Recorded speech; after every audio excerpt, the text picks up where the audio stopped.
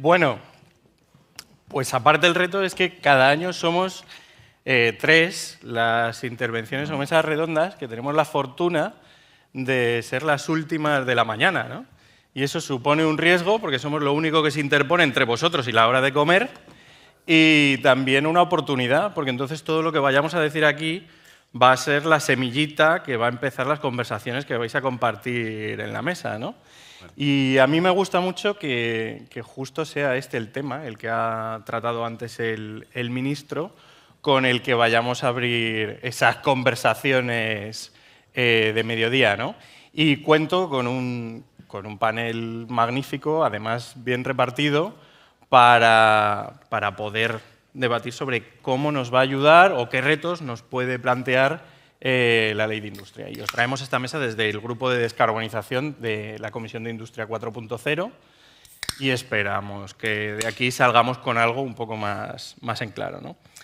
Entonces, primero, como tenemos poco tiempo, me gustaría preguntaros cómo habéis recibido el borrador de la nueva ley, que ya os lo habéis leído, más o menos sabéis cuál es el contenido, y qué aspectos son los que creéis que merece la pena más destacar de lo que hay. Bueno, pues podemos empezar contigo, Jesús. Vale.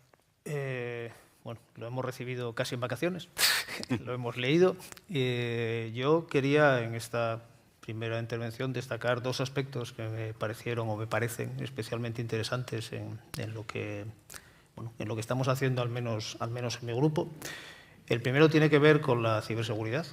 Es uno de los temas críticos. Estamos diseñando nuevas instalaciones, diseñando nuevos sistemas de adquisición de datos, diseñando nuevas formas de analizar los datos y de compartirlos entre las distintas partes del grupo. Y partiendo desde la parte más baja, desde las instalaciones, los riesgos de ciberseguridad, y todavía hace unos días nos llegaba una propuesta de esquema de red para una instalación, y las personas de ciberseguridad me decían, está todo bien, pero ese link que hacen de arriba abajo, ese dual homing, eso. Y efectivamente todavía hoy te encuentras con propuestas que desde el punto de vista de ciberseguridad y de ciberseguridad industrial son malas, objetivamente malas. Ahí nos queda mucho camino por mejorar. Y en la parte puramente industrial, cuando hablamos de ciberseguridad, también hablamos de lo primero y más importante, que es la seguridad de las personas. Hoy en día las máquinas, los sistemas, las industrias están fuertemente robotizadas y automatizadas. Si los sistemas de automatización se ponen en riesgo, al final ponemos en riesgo a las personas, después ponemos en riesgo las instalaciones y después ponemos en riesgo las empresas, los datos, el conocimiento, etcétera. En todo este proceso de descarbonización tenemos que asegurarnos de que nuestros sistemas son ciberseguros y ciberresilientes, y por supuesto que todo el conocimiento, el know-how y los datos que estamos compartiendo con distintas empresas están ahí. Y el segundo aspecto que me gustó ver y que es importante, a pesar de lo que he podido ver en alguna presentación anterior, tenemos una falta de personas y de talento enorme, al menos en lo que es la industria pesada, como es la mía. Es una industria en este momento poco atractiva. Y cuando hace 10 años yo veía como mis colegas del norte de Europa les costaba encontrar a gente, yo decía, pues no, si yo pongo una plaza en cualquier sitio y tengo 20 solicitudes y puedo elegir. Ahora ya no es así, nos cuesta, hay que ir a las universidades, hay que buscar a la gente, hay que encontrar el talento, y necesitamos más formación y más personas en STEM. Muy bien, qué razón tienes, los 2 puntos. Donia. Pues buenos días a todos, gracias por la invitación. Y bueno, quería resaltar primero el titular, el objetivo que tiene la ley, que eso es muy importante, es la reindustrialización de España.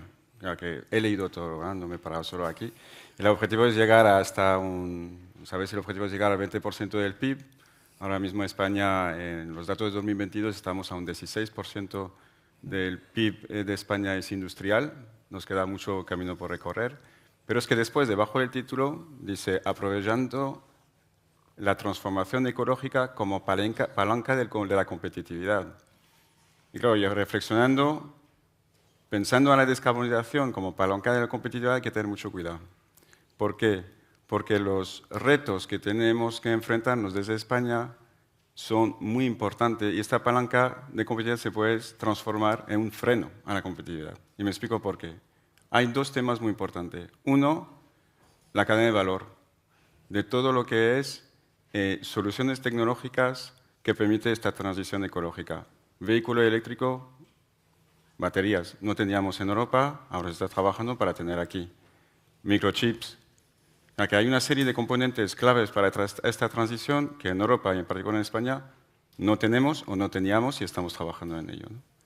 Y el segundo punto, que para mí es importante a corto plazo, para conseguir esta transición ecológica en la mayoría de las empresas que tenemos en España, que el 84,4% de las pymes españolas tienen menos de 10 asalariados, tenemos que utilizar esta transformación ecológica a través de soluciones digitales. ¿Por qué? Porque la solución digital puede suponer una inversión muy acotada en el tiempo, muy acotada en cuanto a euros y puede tener un retorno muy rápido. Por lo tanto, para mí la ley está bien planteada, tenemos que trabajar esta palanca de la transformación ecológica, pero hay dos retos muy importantes. Si no conseguimos hacer innovación en nuestras pymes y fomentar esta cadena de valor y el eslabón que nos falta, podemos tener un freno en España. Muy bien, muy acertado también. Alejandro. Buenos días. Pues yo diría que lo primero que me llamó la atención del texto de la ley es la fecha, porque yo creo que ya era hora de que en este país hubiese una nueva ley de industria que sustituyese una ley que data del año 92 y que, por lo tanto, estaba muy lejos de poder permitir el que las empresas, las industrias, asumiesen los retos de digitalización y de descarbonización a los que se les somete actualmente por el mercado y por la normativa. Aparte de eso, que además es una reclamación que en este foro se ha hecho históricamente, el que se potencie y que se relance la industria en Europa y en España concretamente, pues la cantidad de oportunidades, como decía Jesús, que señala, que aporta la ley a la hora de dar valor desde el sector tecnológico a nuestra industria, ya sea porque somos dentro de su cadena de valor agentes claves que les dan soluciones de cara a la descarbonización, o somos un acelerador de los compromisos de descarbonización, y porque hay una serie de riesgos que desde las empresas que estamos en el sector, a partir de aportación de soluciones en materia, entre otras, como dice Jesús, de ciberseguridad, pues estamos obligados a aportar de manera eficiente y con buenas soluciones, ya que estamos hablando de una industria bueno, pues hiperconectada, robotizada, cada vez más digitalizada. Bueno, en ese sentido yo creo que diría que ya era hora, la fecha ha llegado y las oportunidades que nos da esa ley para el sector tecnológico. Pues sí, la verdad es que es para celebrarlo, a ver si de verdad el Pacto de Estado cuaja y la vemos pasar de borrador a entrar en vigor pronto. Y bueno, Santiago, tú con tu experiencia, ¿cómo lo ves? Bueno, vamos a ver, en primer lugar, buenos días y muchas gracias a la organización por la invitación a participar en esta mesa de debate. Yo destacaría de la ley algo que creo que desde hace muchos años llevamos reivindicando, ¿no? Que es, somos las empresas de tamaño intermedio. Yo cuando me he leído el anteproyecto de ley me he llevado una gran alegría porque es la primera vez que aparece reflejado y aparecerá cuando la ley termine su curso y se ponga en marcha, lo que se denomina, de alguna manera, empresas de tamaño intermedio, que luego cuando entre en la regulación a definir esta tipología de empresas, bueno, pues la definirán. En líneas generales, las empresas de tamaño intermedio, somos un número importante de empresas en este país, más de 3.000 empresas, de las cuales del orden de las 2.000 son empresas con base de decisiones en España, es decir, no son empresas filiales extranjeras, y que aproximadamente la facturación está entre los 50 y los 500 millones de euros y que formamos un tejido industrial tremendamente importante. En muchos casos, nuestro caso es un ejemplo, somos empresas que nunca hemos hecho deslocalización, todos nuestros departamentos de I+D están en España y nuestras fábricas están en Europa y formamos una parte importante, muy importante, del tejido industrial, en este caso español y europeo. Lo que ocurre es que la clasificación de las empresas pues está en pymes y en grandes empresas, y por lo tanto nosotros estamos un poco en ese limbo, y lo que de alguna forma se necesita es una regulación específica para fortalecer ese tejido industrial, para favorecer la innovación desde estas empresas y para realmente crear un ecosistema que en muchos casos entra dentro de lo que son los ecosistemas, los 14 ecosistemas definidos en Europa, que van desde aeroespacio y defensa, microelectrónica, y turismo y salud, y en los que ya estamos trabajando, pero necesitamos que de alguna forma, a través de la nueva ley y a través de la regulación que traerá esa nueva ley, se permita un impulso rápido. Yo aquí recogería un poco lo que decía Pedro hoy por la mañana respecto de la Administración. Es necesario también que la Administración se renueve y se acelere para poner cosas en marcha rápido y que nos permitan, bueno, pues conseguir estos retos a los que, bueno, el modelo de transformación que marca Europa, tanto desde el punto de vista de la digitalización como desde el punto de vista de la sostenibilidad, son necesarios y, por supuesto, absolutamente imprescindibles en el mundo que nos ha tocado vivir. Pues sí, también bastante importante lo que dices. Y yo lo que quisiera saber es, bueno, aquí tenemos un buen público. Me gustaría que les transmitierais cuáles son las oportunidades que transmite o que plantea el marco de esta ley y qué herramientas realmente necesitamos accionar para que la transformación de la industria española, para convertirla en resiliente, autónoma y sostenible, de verdad sea una realidad y no simplemente nos quedemos aquí viendo el tren pasar, ¿no? Entonces, pues, por ejemplo, Jesús, Perdón. ¿por dónde empezarías tú? Pues, bueno, como gran empresa electrointensiva y bueno, intensiva en consumo de energía fósil también, el proceso de descarbonización pasa necesariamente por una mayor electrificación. O sea, al final, si nos queremos descarbonizar, va a ser a costa de un mayor consumo eléctrico que además debe ser verde, porque si no, no arreglamos nada. Si perdemos el rendimiento adicional de producir energía eléctrica no verde, la descarbonización va a ser mala.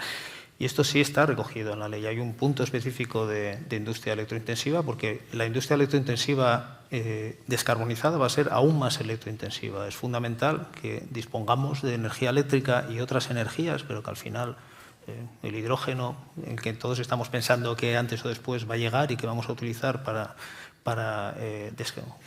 extraer el oxígeno del hierro, que al final es el proceso que más carbono utiliza en la siderurgia. Todo eso pasa necesariamente por disponer de cantidades enormes de energía verde que podamos convertir pues, en hidrógeno verde, que podamos convertir en acero verde en definitiva, cosa que ya estamos haciendo. Desde nuestro punto de vista, además, la descarbonización del grupo ha empezado en España. Las primeras inversiones grandes en descarbonización que se están produciendo en ArcelorMittal son en Sestao, aquí al lado, en Bilbao y en Asturias, con un nuevo horno eléctrico híbrido. Luego, para nosotros, lo que es fundamental es disponer de una energía verde, sostenible y competitiva, porque desgraciadamente, y por el puesto que ocupo ahora en la parte de descarbonización de ArcelorMittal, he podido viajar a muchos sitios, el mundo no está alineado en la descarbonización con nosotros. Hace poco un país bastante al este de España, el CEO de una siderurgia nos estaba mostrando sus planes de expansión y pasaban por Hornos Altos. Y yo dije, no, pero Hornos Altos, a ver, estamos en pleno proceso de descarbonización en Europa, vais a hacer Hornos Altos. Y me dijo, mira Jesús, en mi país el proceso de descarbonización, el gobierno dice que empezaremos a hablar en el 2080, para entonces estos Hornos Altos tendrán 2 relays y yo ya me habré muerto. Entonces, piensas, dices, vale, estamos en Europa intentando descarbonizar la producción de distintos metales o de procesos en general y, sin embargo, el resto del mundo no está alineado. Y si no alineamos bien y si no conseguimos que Europa sea tractor en este tipo de procesos y energías, al final lo que acabaremos consiguiendo es no ser sostenibles de la peor manera posible, que es desaparecer como empresas. Muy bien. Donia, tú que eres experto y ayudas a las empresas a canalizar un poquito los recursos para conseguir implementar los proyectos de sostenibilidad y descarbonización, ¿cuál es tu tip o cuál es el aspecto que querrías que no se olvide? Sí, volviendo un poco a la reflexión que hice de intentar colmar el eslabón perdido que tenemos en la cadena de valor de transición ecológica, yo creo que hasta ahora se ha trabajado mucho en los PERTES, de sacar proyectos tractores, de pues, tener fábrica de batería, de microchip, etc. Yo creo que está bien, pero desde mi punto de vista hay una parte de las empresas que son las pymes, insisto, que no están aprovechando de estos PERTES. El PERTE de descarbonización, por su complejidad. Y el PERTE de descarbonización industrial, por ejemplo, de las resoluciones que han sacado desde el principio del año, está publicada en la web del Ministerio, el 70% han sido grandes empresas los beneficiarios. Y cuando he dicho antes que el 84% tienen menos de 10 salarios, vamos, que el 90% son pymes. No cuadra. No cuadra. Entonces, yo no digo que el PERTE de descarbonización está mal planteado porque finalmente empresas muy electrointensivas como Arcelor necesita de estas inversiones para llegar a competir con estos países del este que no están haciendo esta descarbonización a la velocidad que vamos nosotros. Pero creo que deberíamos trabajar de forma mucho más acercado a lo que tenemos, que son las medianas empresas y las pequeñas empresas, y para ellos, cuando tienen que hacer innovación, no I+D, innovación en proceso, básicamente les dan la posibilidad de una deducción fiscal por I+D+I, pero yo siempre no entiendo por qué la pequeña I tiene una deducción fiscal menor cuando son pymes y necesitan mucho más apoyo en este tema. El primer punto es, ¿por qué no demos una vuelta a esta I pequeña y ver un poco con la parte de la digitalización de las pymes que se mejore? Creamos una clasificación distinta, quizá, pues que las pymes tengan algo más de descuento o de deducción que puedan tener. Y la segunda parte muy importante, implantar soluciones tecnológicas en cualquier pyme, si sobre todo es pequeña, necesita colaboración. Eso se habló también, incluso cuando hablamos de cuántica. Pero la colaboración es muy importante. Entonces, cuando haces colaboración, hay una ayuda que es de agrupación empresarial innovadora, que admití que lo es un clúster, y esta ayuda permite agrupar a 4 o 5 empresas y en un espacio de 10 meses implantar soluciones digitales en su empresa, con una parte de subvención muy interesante. ¿Qué ha pasado este año? Pues hemos pasado de 50 millones de euros de subvención a 10. No tiene sentido. Tenemos una herramienta que funciona y yo creo que hay que fomentar estos tipos de ayuda que están dando su fruto, donde hay centenares de pymes que están aprovechando esto, además de la mano de clúster que les avalan, que les apoyan, que les guían. Entonces, para mí, 2 temas. Apoyar a las pymes, tenemos la herramienta ya existente, la deducción fiscal, y utilizar herramientas que favorecen la colaboración. Muy bien, muchas gracias. Alejandro. Bueno, pues la verdad es que es un tema complejo y por lo tanto yo creo que hay muchas variables que afectan a la hora de identificar qué soluciones, ¿no? o qué iniciativas se deberían de tomar a la hora de impulsar la industria o de obtener ventaja de la nueva ley. Yo esta mañana, y además coincido con lo que acabo de escuchar, yo esta mañana he escuchado al ministro con todo el cariño decir que una cosa es que en los PERTES se recoja el que la tecnología es una parte fundamental en la consecución de los objetivos que se postulan en los PERTE, y otra cosa distinta es que esa inversión en tecnología en muchos casos está fuera de lo que son las convocatorias de los PERTE. Ni siquiera es algo que pondera, sino que se tiene en cuenta como acciones complementarias que llaman algunos PERTE, que pueden ser cosas que vengan después sumadas en algunas otras iniciativas, como puede ser el kit digital o otro tipo de ayudas, pero que realmente no están dentro de lo que es ni la ponderación ni la inversión que el PERTE recoge, ¿no?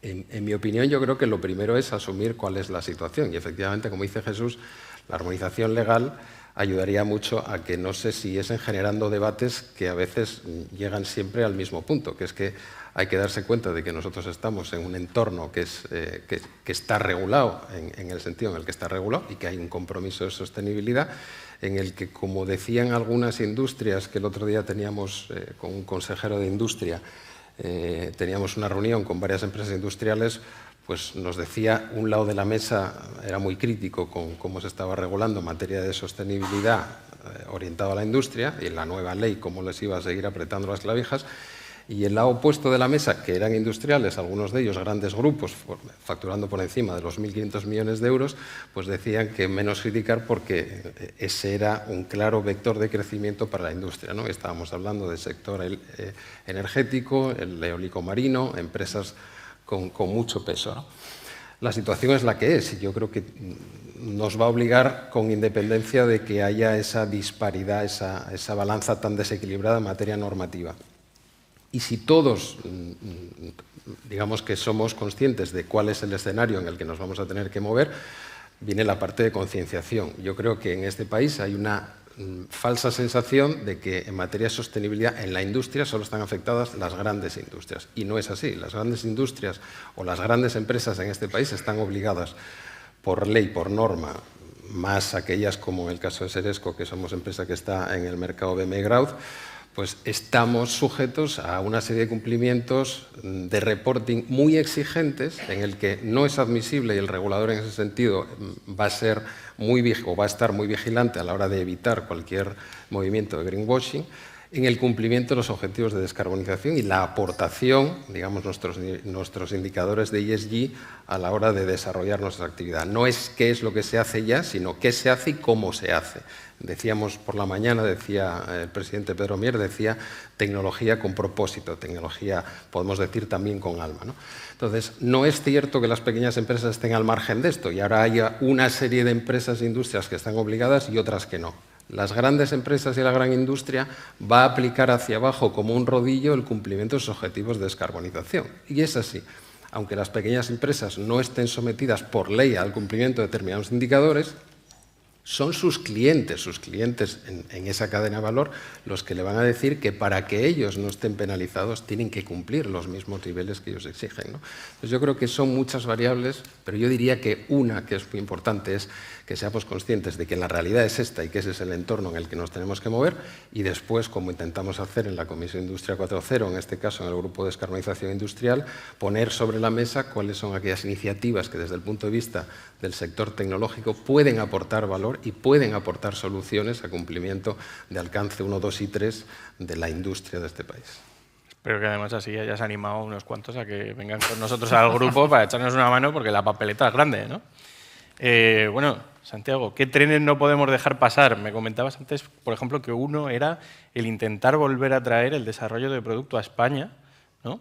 Sin ninguna duda es fundamental. Si queremos y creemos de verdad en la reindustrialización de España, tenemos que ser capaces de conseguir el poder desarrollar, desde la base de la innovación, poder desarrollar producto y poder fabricar producto, ¿no? Y respecto de lo que la primera parte de la pregunta que planteabas, ¿no? Yo creo que estamos ante un reto, pero lleno de oportunidades en este momento.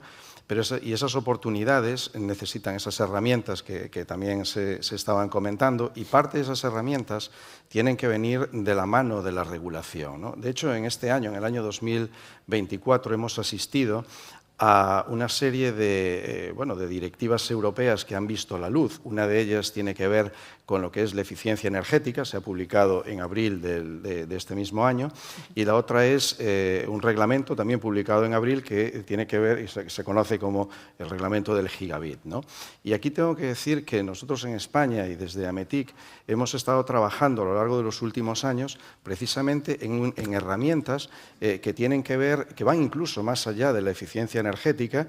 Se ha establecido un grupo de trabajo que es el GTIE, donde se han definido las reglas de juego de lo que debería de ser el edificio monitorizado y conectado, y esto aplica absolutamente a todo. Aquí se habla de edificios residenciales y no residenciales, por lo tanto engloba la industria, engloba hoteles, hospitales, a pequeñas y medianas industrias, y es un documento que ha sido elaborado, como digo, por este grupo de trabajo donde se ha llegado al consenso y que hemos presentado a la Secretaría de Estado de Telecomunicaciones en diciembre del 2023 y que, en cuanto vea la luz, que esperemos que sea pronto, será un paso de gigante en cuanto a lo que tiene que ver con la digitalización.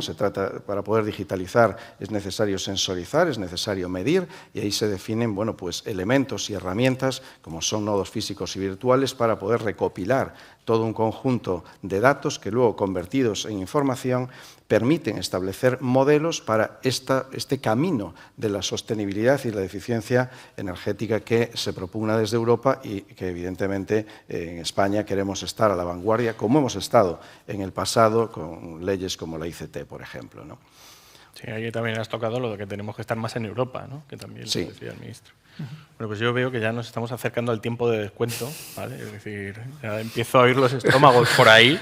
Pero tenemos alguna pregunta del público, una de Eduardo, que yo creo que mejor va para Donia, que es ¿cómo crees tú que aborda esta ley el binomio entre industria y construcción para avanzar hacia una mejor productividad? Bueno, yo creo que está un poquito entre Donia y Jesús. Entre industria y construcción. Sí, yo supongo que será que ¿cómo ves tú que está esto plasmado para que realmente pueda haber una respuesta productiva? Estoy interpretando que el sector de la construcción respecto al sector industrial. Tampoco me lo ha dejado muy claro, Eduardo. Bueno, yo ahí en este punto, si es respecto a ver, entiendo que va por ahí, pero no estoy seguro, y si Eduardo quiere aclarar la pregunta, pues fantástico. El tema, por ejemplo, si vamos a una planta industrial y si hablamos de la parte de desarrollo de nuevas plantas productivas, y no sé si va por ahí, insisto, esta pregunta, todo lo que aparte que es obra civil, lo que podríamos hacer para nuevas plantas de producción, en este caso, ayudas directas para hacer estas inversiones es muy complicado conseguirlos. Y suelen ser pues, ayudas, pues puedes conseguir de incentivos regionales o de algún tipo de financiación blanda con algo de subvención, pero es muy poco. Pero sí lo que hay, y es muy interesante, si hay una planta de producción que tenéis y queréis implantar herramienta de eficiencia energética en esta planta de producción, que sea el envoltorio o la parte de líneas de producción, está ahora impulsándose desde febrero del año pasado, 2023, el certificado de ahorro energético, que pueden utilizar justamente las empresas que han hecho una inversión para tener un cashback de lo que han hecho como inversión. Entonces, no sé si he respondido a la pregunta, pero bueno, yo entiendo que si es para conseguir algo de financiación respecto a la parte de construcción o plantas, pues esto es lo que sería posible. No sé si Jesús quiere añadir algo. Creo que Bueno, pues la siguiente va para ti, de todas formas, o sea, no te vas a librar. Que si tienes alguna sugerencia, porque tú has mencionado antes el problema del talento, que se pudiera aplicar para intentar mejorar la disponibilidad del talento que hay hoy en día para empresas pues como tú, ¿no? Que no tienes el foco en la parte de digitalización, pero la necesitas. Sí, está claro que una industria pesada de fabricación de acero 24 horas al día, 365 días al año, no es el lugar aparentemente más atractivo para personas TIC o personas con interés TIC. Pero, sin embargo, cuando la conoces desde dentro, te das cuenta de que todo el proceso, todo el control del proceso y, desde luego, todo lo que estamos haciendo para la descarbonización, no es que la informatización y la robotización forma parte de él, sino que es que no se podría entender ni se podría hacer de otra manera. Entonces, nosotros lo que ya estamos haciendo, sin inventar nada y en muchos aspectos copiando a nuestros colegas del norte cuando empezaron a haber problemas, es que, bueno, lejos de... yo tenía un compañero de trabajo que trabajaba en una fábrica de ladrillos y durante el boom de la construcción decía: Jesús, no vendemos ladrillos, nos los vienen a comprar. Vale. Eso se acabó. Luego tenemos que salir, ir a las universidades, ir a los centros de formación, ir a otras empresas para enseñar qué es lo que hacemos, cómo lo hacemos y por qué digitalización, robotización, informatización es parte fundamental de nuestro trabajo y aplicamos todo tipo de tecnologías, casi todo de lo que he oído hablar hoy, casi todo, no todo, casi todo, de una manera o de otra lo estamos aplicando en alguna parte del proceso. Luego lo que tenemos que hacer es enseñar qué es lo que hacemos en la industria para que, más allá de... A mí me gustaría trabajar en empresas puramente TIC, pues la gente entienda que hay empresas como nosotros donde la parte TIC es fundamental y cada día más, y apoyarnos en empresas colaboradoras, como puede hacer Seresco, por ejemplo, que en determinados aspectos donde para nosotros son temas muy de nicho en lo que quizás no entremos, pues hay empresas que sí entran y que... también suponen a veces, curiosamente, una entrada de personal, que una vez que nos conocen trabajando para nosotros, pues acaban decidiendo que no es un mal sitio. Te robas el talento, ¿no? Nos robamos el talento unos a otros. Esto lleva siendo así durante muchos años. Bueno, muy bien. Pues ya, a ver, para cerrar, dejad cada uno una pildorita de lo que queréis que estos señores hablen durante la comida. A ver, Santiago. Bueno, yo remarcar acuñar la reindustrialización de España. Yo creo que en este momento, si recibimos, se ha comentado aquí un poquito antes, ayudas, como es el tema de los PERTES, bien canalizados, fijaros por dónde he empezado a hablar, ¿no? Si es difícil gestionar esto para las grandes compañías, imaginaros cuando esto llega a empresas de tamaño intermedio o pymes, ¿no? Prácticamente se diluye, ¿no? Y yo creo que la apuesta, antes se estaba hablando en la charla anterior, en la ponencia anterior de cuántica, yo creo que uno de los eslabones fundamentales de la cadena para la reindustrialización es la microelectrónica, y creo que a través de estos planes es absolutamente necesario ponerlo en marcha, ¿no? Alejandro. Pues yo diría que yo creo que los astros se han alineado. Europa es consciente de que tiene que impulsar su industria y que tiene que tener esa autonomía estratégica necesaria, y nosotros somos un sector clave en conseguir los objetivos y que eso se produzca, con lo cual tenemos que ser muy proactivos para que efectivamente nos visibilicen como agente de valor. Bueno.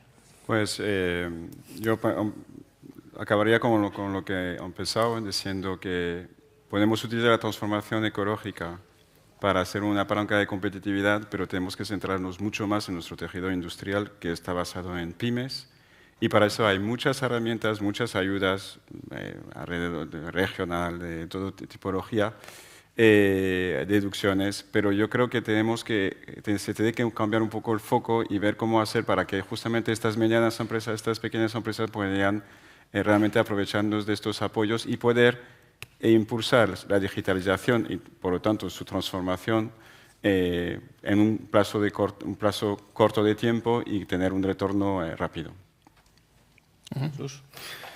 Bueno, yo diría que la sostenibilidad, la transformación o la descarbonización, la transformación para la descarbonización pasa necesariamente por la competitividad.